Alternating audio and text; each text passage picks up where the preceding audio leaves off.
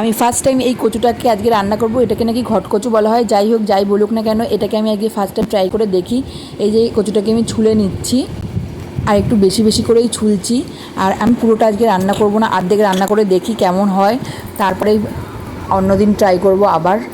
এই যে আমি এটাকে টুকরো টুকরো করে পুরো পনিরের মতন লাগছে দেখতে, আর হাফটা রেখে দিলাম। আর একটা বড় সাইজের আলু দিয়ে দিলাম সঙ্গে। আর কচুটাকে আমি একটু ভাপ দিয়ে ফেলে নেব, কেননা গলা ধরতে পারে, ভয় লাগে কচু টচু, এর জন্য একটু ভাপ দিয়ে ফেলে নিলাম। আর এই রেসিপিটাকে আমি একটু অন্যরকম স্পেশালভাবে করতে চাইছি। এই যে নিয়ে নিয়েছি পোস্ত, কাজু গুঁড়ো আর 3টে লঙ্কা। এটাকে আমি শিলনোড়ায় বেটে নেব। আর এই শিলনোড়াটাও আমি ফার্স্ট টাইম ইউজ করছি, কোনোদিনও শিলনোড়ায় বাটিনি। আর বেশ ভালোই লাগছে শিলনোড়ায় বাটতে। এই যে দেখুন, খুব সুন্দর বাটতেও পারছি আমি। আর তেলটা গরম করে এই ভাপানো কচুর টুকরোগুলোকে নুন আর হলুদ দিয়ে ভালো করে ভেজে নেব। আর একটু বেশ লাল লাল করে কড়া করেই ভেজে নেব।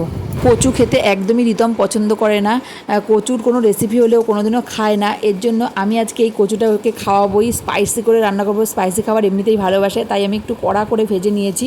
আর এই আলুটাকেও একটু ভেজে নেব। আলুটা ভাজা হতে হতে আমি দেখিয়ে দিই এর মধ্যে আর আমি কী কী ইউজ করেছি।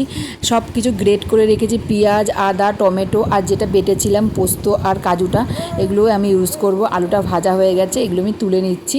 তারপরে ওই তেলটাতে দিয়ে দিচ্ছি গোটা গরম মশলা আর গ্রেট করা পেঁয়াজটা, আর হলুদ, একটু লঙ্কার গুঁড়ো, জিরের গুঁড়ো, এগুলো সব ইউজ করেছি এর মধ্যে। ভালো করে ভেজে নেব। এরপর এর মধ্যে দিয়ে দিয়েছিলাম গ্রেট করা আদাটা আর গ্রেট করা টমেটোটা। সব আপনারা চাইলে এগুলো মিক্সিতে পেস্ট করেও নিতে পারেন, আমি গ্রেট করে নিয়েছি, এটা আপনাদের নিজেদের চয়েস। তারপর এগুলোকে ভালো করে কড়া করে ভেজে নিয়েছি। আর তারপর দিয়ে নিয়েছি কাজু পোস্ত পেস্টটা।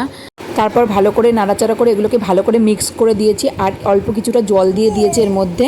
আর টেস্টটা ব্যালেন্স করার জন্য সামান্য পরিমাণে চিনিও অ্যাড করে দিয়েছি। আর আলু আর কচুটাকে দিয়ে একটু সামান্য জল দিয়ে ঢেকে রাখবো। আগের দিনের কিছুটা চিংড়ি ফ্রিজে ম্যারিনেট করা ছিল, ভেবেছি এই তরকারিটার মধ্যে দিয়ে দিলে আরও টেস্টটা বাড়বে। তাই আমি একটা অন্য কড়াইতে সামান্য তেল দিয়ে আমি হালকা করে ভেজে নিয়েছি, বেশি ভাজবো না, বেশি ভাজলে রবার্টের মতন হয়ে যায়। আর এগুলো আমার সেদ্ধ হয়ে গেছে, আলুটার কচুটা সব কিছু তো সেদ্ধ করেই নিয়েছিলাম। ভেজে রাখা চিংড়িটা এর মধ্যে অ্যাড করে দিলাম আর দিয়ে নিলাম একটু গরম মশলা। অসাধারণ হয়েছে রেসিপিটা, আপনারা বাড়িতে বানিয়ে দেখতে পারেন।